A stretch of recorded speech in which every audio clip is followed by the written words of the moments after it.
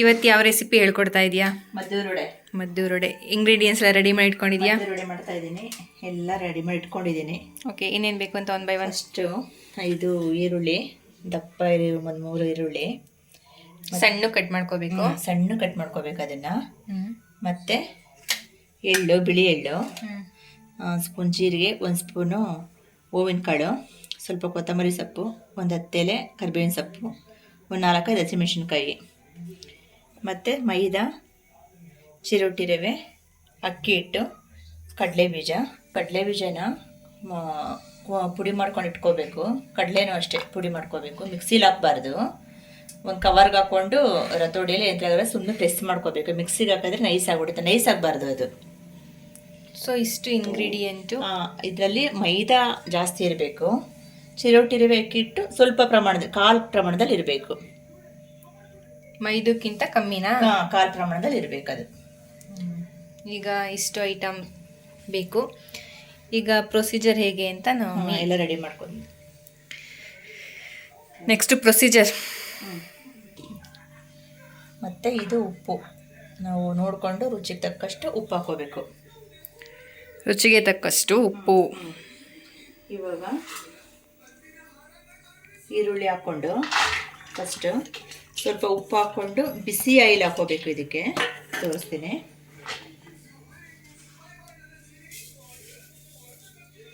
ನಮಗೆ ರುಚಿಗೆ ತಕ್ಕಷ್ಟು ಉಪ್ಪು ಹಾಕೋಬೇಕು, ಅದೇ ನಡತೆ ಅಂತ ಇರಲ್ಲ.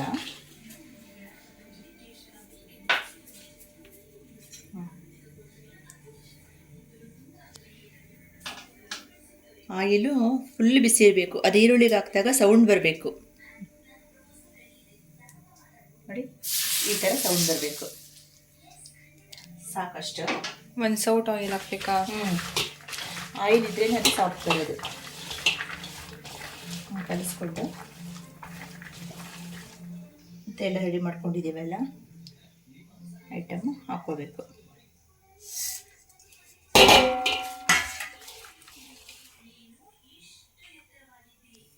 ಎಳ್ಳು ಮತ್ತು ಕಡಲೆಬೀಜ, ಕಡಲೆ ಅದೇ ಪುಡಿ ಮಾಡ್ಕೊಂಡಿರೋ ಕಡಲೆ ಮಾಡ್ಕೊಂಡಿರ್ಬೇಕು. ಇದೆಲ್ಲ ಮಿಕ್ಸಿಗೆ ಹಾಕೋಬಾರ್ದು. ಇವಾಗ ಮೈದಾ ಹಾಕೋತೀನಿ. ಈ ಮೈದಾನ ನಾವು ಈರುಳ್ಳಿ ಸ್ವಲ್ಪ ಹೆಚ್ಚಿಗೆ ಪ್ರಮಾಣ ಆ ಥರ ಹಾಕೋಬೇಕು. ನಾವು ಈರುಳ್ಳಿ ಕಾಣಿಸ್ಬೇಕು ನಮಗೆ. ಅಂದರೆ ಈರುಳ್ಳಿ ಕ್ವಾಂಟಿಟಿ ಜಾಸ್ತಿ ಇರಬೇಕು, ಮೈದಾ ಕ್ವಾಂಟಿಟಿ ಕಮ್ಮಿ ಇರಬೇಕು. ಇದಕ್ಕೆ ಇನ್ನೂ ಸ್ವಲ್ಪ ಮೈದಾ ಬೇಕಾಗುತ್ತೆ.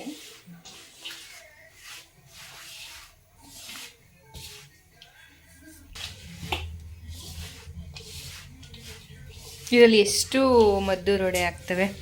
ಆಗುತ್ತೆ ಒಂದು 10-15 ಮೇಲಾಗುತ್ತೆ. ನಾವು ಯಾವ ಸೈಜಲ್ಲಿ ಮಾಡ್ತೀವೋ ಅದ್ರ ಮೇಲೆ. ಎಷ್ಟು ದಿನದವರೆಗೂ ಇಟ್ಕೋಬೋದು ಇದನ್ನ? ನಾವು ಸ್ವಲ್ಪ ರೋಸ್ಟ್ ಮಾಡೋದ್ರಿಂದ 1 ವೀಕ್ ಇಟ್ಕೋಬೋದು. ಅಂದರೆ ರೋಸ್ಟ್ ಮಾಡ್ತೀವಲ್ಲ, ಓಪನ್ ಆಗಿ ಇಟ್ಕೊಂಡ್ರೆ ಕ್ಲೋಸ್ ಮಾಡಬಾರ್ದು, 1 ವೀಕ್ ಇರುತ್ತೆ. ರೋಸ್ಟ್ ಮಾಡ್ದಲೇ ಇದ್ರೆ 2 ದಿನ 3 ದಿನ ಅಷ್ಟಕ್ಕೆ ಖಾಲಿ ಮಾಡಬೇಕಿದೆ. ನೆಕ್ಸ್ಟ್ ಏನಿದು? ಇದು ಅಕ್ಕಿ ಹಿಟ್ಟು, ಅಕ್ಕಿ ಹಸಿಟ್ಟು. ಮತ್ತು ಇದು ಚಿರೋಟಿ ರವೆ.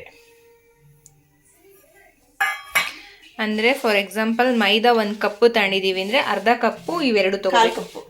1/4 ಕಪ್ಪು. 1 ಕಪ್ ಮೈದಾ ತಗೊಂಡ್ರೆ 1/4 ಕಪ್ ರವೆ, 1/4 ಕಪ್ಪು ಅಕ್ಕಿ ಹಿಟ್ಟು.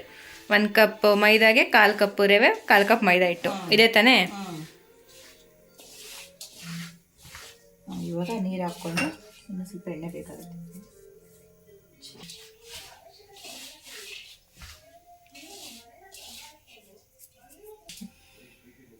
ಸ್ವಲ್ಪ ಖಾರದ ಪುಡಿ ಹಾಕ್ತಾ ಇದ್ದೀನಿ. ಸ್ವಲ್ಪ ಖಾರ ಸ್ಟ್ರಾಂಗ್ ಬೇಕು ಅನ್ನೋರು ಖಾರದ ಪುಡಿ ಹಾಕೋಬೋದು, ಆಪ್ಷನಲ್ ಇದೆ ಖಾರದ ಪುಡಿ. ಬೇಡ ಅಂದರೆ ಹಸಿಮೆಣಸಿನಕಾಯಿ ಮಾತ್ರ ಯೂಸ್ ಮಾಡ್ಬೋದು. ಅಂದರೆ ಖಾರ ಜಾಸ್ತಿ ಬೇಕು ಅನ್ನೋರು ಖಾರದ ಪುಡಿ ಹಾಕೋಬೋದು. ಇಲ್ಲ ಹಸಿಮೆಣಸಿನ್ಕಾಯಲ್ಲಿ ಆಲ್ರೆಡಿ ಖಾರ ಸಾಕು ಅಂದರೆ 4-5 ಹಸಿಮೆಣಸಿನಕಾಯಿ ಸಾಕು. ಬೇಕು ಅಂದರೆ ಹಸಿಮೆಣಸಿನ್ಕಾಯಿನೇ ಜಾಸ್ತಿ ಹಾಕೋಬೋದು. ಅಂದರೆ ಡಿಪೆಂಡ್ ಅಪಾನ್ ಅವ್ರವ್ರ ಟೇಸ್ಟ್.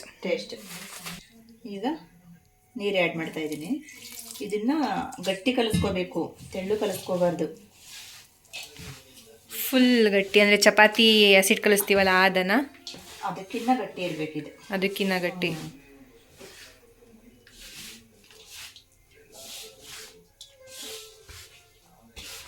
ತೋರಿಸ್ತೀನಿ ನೋಡಿ. ಈರುಳ್ಳಿ ಕಾಣಬೇಕು ಇದರಲ್ಲಿ, ಹಿಟ್ಟಿಟ್ಟಾಗಬಾರ್ದು.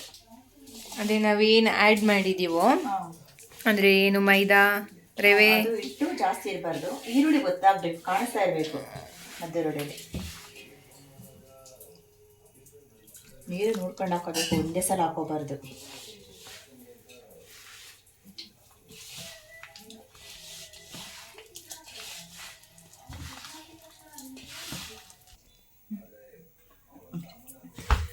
ನೋಡಿ ಇಷ್ಟು ಕಲಿಸ್ಕೊಂಡ್ಮೇಲೆ ನಾವು ಇದನ್ನ ಉಪ್ಪು ಖಾರನ ಚೆಕ್ ಮಾಡ್ಕೋಬೇಕು. ಕಂಪ್ಲೀಟಾಗಿ ಫುಲ್ ಕಲಸೋಕ್ಕೂ ಮುಂಚೆ ಅಂದರೆ ಒಂದು ಸ್ವಲ್ಪ ಮಿಕ್ಸ್ ಆದಮೇಲೆ ಉಪ್ಪು ಖಾರ ನೋಡಿಕೊಂಡು ಕಮ್ಮಿ ಇದ್ದರೆ ಆ್ಯಡ್ ಮಾಡ್ಕೋಬೇಕು. ಈಗ ನಾನು ನೋಡ್ತೀನಿ ಸ್ವಲ್ಪ.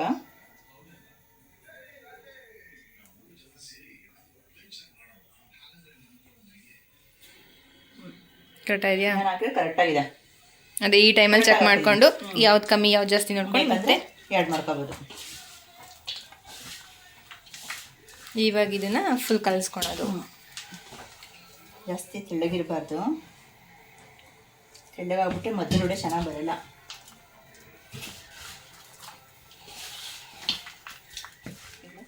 ನೋಡಿ ಇದು ರೆಡಿ ಆಯಿತು.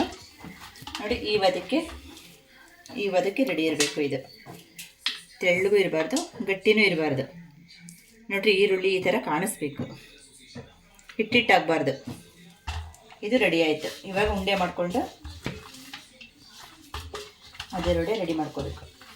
ದಪ್ಪ ಬೇಕು ಅಂದರೆ ದಪ್ಪ ಉಂಡೆ, ಸಣ್ಣ ಬೇಕು ಅಂದರೆ ಸಣ್ಣ ಉಂಡೆ, ಇಲ್ಲ ಮೀಡಿಯಮ್ ಅಂದರೆ ಆ ಸೈಜ್ ಮಾಡ್ಕೋಬೋದು, ಸಣ್ಣನೂ ಮಾಡ್ಕೋಬೋದು.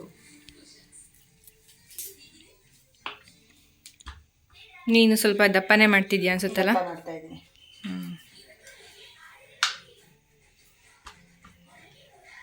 ಇಲ್ಲಿ ಉಂಡೆ ರೆಡಿ ಮಾಡಿ ಇಟ್ಕೊಂಡಿದ್ದಾರೆ. ಒಂದಕ್ಕೊಂದು ಅಂಟ್ಕೊಳುತ್ತೆ ಅಂತ ಮೈದಾ ಹಾಕಿರೋದ ಏನಕ್ಕೆ? ಅದು ಅಂಟ್ಕೋಬಾರ್ದು ಅಂತ ಈ ಥರ ಮೈದಾ ಹಾಕಿಟ್ಕೊಂಡು ರೆಡಿ ಮಾಡ್ಕೊಂಡಿದ್ದು. ನೋಡಿ ಎಷ್ಟು ಉಂಡೆ ಆಗಿದೆ ಟೋಟಲ್ 25 ಆಗಿದೆ. 25 ಅಂದರೆ ಇವರು ಸ್ವಲ್ಪ ದಪ್ಪ ಮಾಡಿದ್ದಾರೆ, ಸೊ ಹಾಗಾಗಿ 25. ದಪ್ಪ ಮಾಡಿದ್ರೆ ತೆಳ್ಳು ಒತ್ಕೋತೀನಿ ನಾನು. ಸರಿನಾ? ಅದಕ್ಕೆ ಸ್ವಲ್ಪ ಪ್ಲಾಸ್ಟಿಕ್ ಕವರ್ 2 ರೆಡಿ ಮಾಡ್ಕೋಬೇಕು. ಇದಕ್ಕೆ ಒಂಚೂರು ಲೈಟಾಗಿ ಎಣ್ಣೆ ಸವರ್ಕೋಬೇಕು, ಅಂಟ್ಕೊಳ್ಳಲ್ಲ ಅದು. ಇಟ್ಕೊಂಡು ಪ್ರೆಸ್ಸಲ್ಲಿ ತೆಳ್ಳಗೆ ನೋಡಿ ತೋರಿಸ್ತೀನಿ.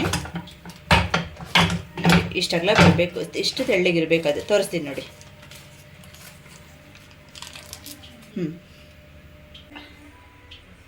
ತೆಳುವು ಇಷ್ಟಿದ್ರೆ ಚೆನ್ನಾಗಿ ಗರಿಗರಿಯಾಗಿರುತ್ತೆ. ಮತ್ತು ಇದನ್ನು ಜಾಸ್ತಿ ಹೀಟಲ್ಲಿ ಬಿಡಬಾರ್ದು, ಮೀಡಿಯಮ್ ಹೀಟ್ ಇರಬೇಕು. ಜಾಸ್ತಿ ಹೀಟಿದ್ರೆ ಈರುಳ್ಳಿ ಬೇಗ ಸುಟ್ಟೋಗ್ಬಿಡುತ್ತೆ, ಸೀದಂಗೆ ಆಗ್ಬಿಡುತ್ತೆ, ಒಳಗಡೆ ಬೆಂದಿರಲ್ಲ. ಓಕೆನಾ? ನೋಡಿ ಈ ಥರ ಮೀಡಿಯಮ್ ಕಾಗಿಟ್ಕೊಂಡು ಅದನ್ನು ರೋಸ್ಟ್ ಮಾಡ್ಕೋಬೇಕು. ನಿಧಾನಕ್ಕೆ ಬೇಯಿಸ್ಬೇಕು. ನಾವು ಬೇಗ ಬೇಯಿಸ್ಬೇಕು ಅಂತ ಹೀಟ್ ಜಾಸ್ತಿ ಬಿಟ್ಕೊಂಡ್ರೆ ಒಳಗಡೆ ಕ್ರಿಸ್ಪಿ ಆಗಿರಲ್ಲ, ಮೇಲ್ಗಡೆ ಬೆಂದಂಗೆ ಕಾಣಿಸ್ತಾ ಇರುತ್ತೆ ನಮಗೆ. ಇದು ಮೀಡಿಯಮ್ ಹೀಟಲ್ಲಿ ಬೇಯಿಸ್ಬೇಕು, ಆಗ ಒಳಗಡೆ ಎಲ್ಲ ಕ್ಲೀನಾಗಿ ನೀಟಾಗಿ ಬೇಯುತ್ತೆ. ನಿಧಾನಕ್ಕೆ ಬೇಯಿಸ್ಕೋಬೇಕು. ಇದನ್ನು ಗೋಲ್ಡನ್ ಕಲರ್ ಬಂದಿದೆ, ಆದರೆ ಇದು ಬೆಂದಿರೋದು ಹೆಂಗೆ ಗೊತ್ತಾಗುತ್ತೆ ಅಂದರೆ ನಮಗೆ ನಾವು ಈ ಥರ ಪ್ರೆಸ್ ಮಾಡಿದಾಗ ಅದು ಮೆತ್ತಗಿರಬಾರ್ದು, ಗಟ್ಟಿ ಇರಬೇಕು, ಕ್ರಿಸಿಪಿಯಾಗಿರಬೇಕು. ನಾವು ಮುಗ್ದಾಗ ನಮ್ಮ ಉಗುರು ಒಳಗಡೆ ಹೋಗಬಾರ್ದು. ಮುಟ್ಟಿದಾಗ ಫುಲ್ ಗಟ್ಟಿ ಗಟ್ಟಿ ಇರಬೇಕು, ಅದು ಮೆತ್ತಗಿರಬಾರ್ದು. ಸಾಫ್ಟ್ ಇದ್ರೆ ಬೆಂದಿಲ್ಲ ಅಂತ ಇರಲ್ಲ. ಅದು ಗಟ್ಟಿ ಇರುವಾಗ ಮುಟ್ಟಿದಾಗ ಗಟ್ಟಿ ಅನಿಸುತ್ತೆ ನಮಗೆ, ಆವಾಗ ಇದಾಗಿರುತ್ತೆ, ತೆಗಿಬೇಕು. ಅವಾಗ ತಕ್ಷಣ ತೆಗೆದ್ಬಿಡ್ಬೇಕು, ಇಲ್ಲ ಫುಲ್ ರೋಸ್ಟ್ ಆಗಿಬಿಡುತ್ತೆ. ಈಗ ಗೋಲ್ಡನ್ ಬ್ರೌನ್ ಬಂದಿದೆಯಲ್ಲ ಕಲರ್, ಈಗ ತೆಗಿಯೋದಾ? ನೋಡ್ತೀನಿ. ಹಾಂ, ಗಟ್ಟಿ ಇದೆ, ಬೆಂದಿದೆ ಇವಾಗ ಇದು.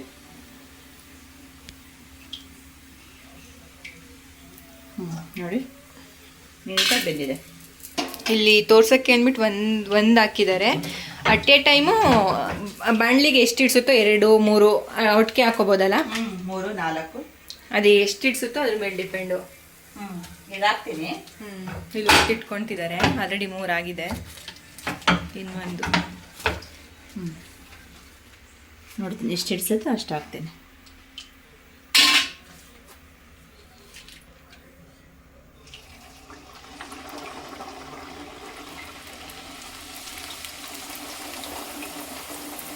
ಒಟ್ಟಿಗೆ ಅಷ್ಟು ಹಾಕಿದ್ರೆ ಕ್ಲೀನಾಗಿ ಏನೂ ಆಗಲ್ಲ, ಬೇಯುತ್ತೆ. ಅದು ಬೆಂದಮೇಲೆ ಸ್ವಲ್ಪ ಇದು ಕಮ್ಮಿ ಆಗುತ್ತಲ್ಲ, ಏನು ಹೈಟನ್ನು ಇದು ಕಮ್ಮಿ ಆಗ್ತಾ ಹೋಗುತ್ತೆ. ಅಂದ್ರೆ ದೊಡ್ಡದಾಗಿರೋದು ಸ್ವಲ್ಪ ಚಿಕ್ಕದಾಗುತ್ತೆ ಅಂತ. ಆವಾಗ ಜಾಗ ಆಗುತ್ತೆ, ಬೇಯುತ್ತೆ. ಹಾಂ ನೋಡು, ಈ ಥರ ಜಾಗ ಕವರ್ ಆಯಿತು. 4 ಕಪ್ಪನ್ನು ಫುಲ್ ಜಾಗ ಕವರ್ ಆಯಿತು. ಇದು 4 ಬೇಯಿಸ್ಕೋಬೋದು. ಇಷ್ಟು ಎಣ್ಣೆಗೆ, ಇಷ್ಟು ಬಾಣಲೆಗೆ. ಅಂದ್ರೆ ಕಮ್ಮಿ ಮಾಡೋರು ಒಂದೊಂದೇ ಬೇಯಿಸ್ಕೋಬೋದು, ಜಾಸ್ತಿ ಮಾಡೋರು ಒಂದೇ ಸಲ ಹಾಕಿ ನಿಧಾನಕ್ಕೆ ಆರಾಮಾಗಿ ಬೇಯಿಸ್ಕೋಬೋದು ಅಂತ. ಅಂದ್ರೆ ಟೈಮ್ ತಗೊಳುತ್ತಲ್ವಾ ಬೇಯಕ್ಕೆ. ಏನಿಲ್ಲ, ಒಂದು ಬೇಯಿಸಿದ್ರು ಅದೇ ಟೈಮು. ಅದೇ ಹೇಳಿದ್ದು, ಬೇಯಿಸಕ್ಕೆ ಟೈಮ್ ತಗೊಳೋದ್ರಿಂದ ಜಾಸ್ತಿ ಹಾಕೋದ್ರಿಂದ ನಮಗೆ ಸ್ವಲ್ಪ ಟೈಮ್ ಸೇವ್ ಆಗುತ್ತೆ. ನೋಡಿ ಜಾಗ ಆಗೋಯ್ತು. 4 ನೀಟಾಗಿ ಬೇಯ್ತಾ ಇದೆ. 4 ಮಧ್ಯೆ ಕ್ಲೀನಾಗಿ ಜಾಗ ಆಯ್ತು. ಇದಕ್ಕೆ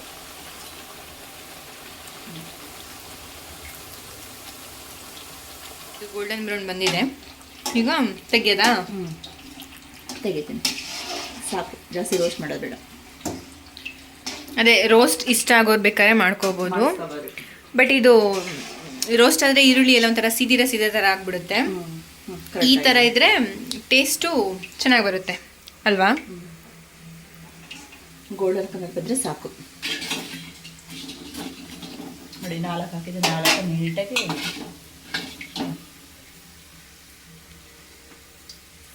ಎಷ್ಟು ಚೆನ್ನಾಗಿ ಬಂದಿದೆ ನೋಡಿ.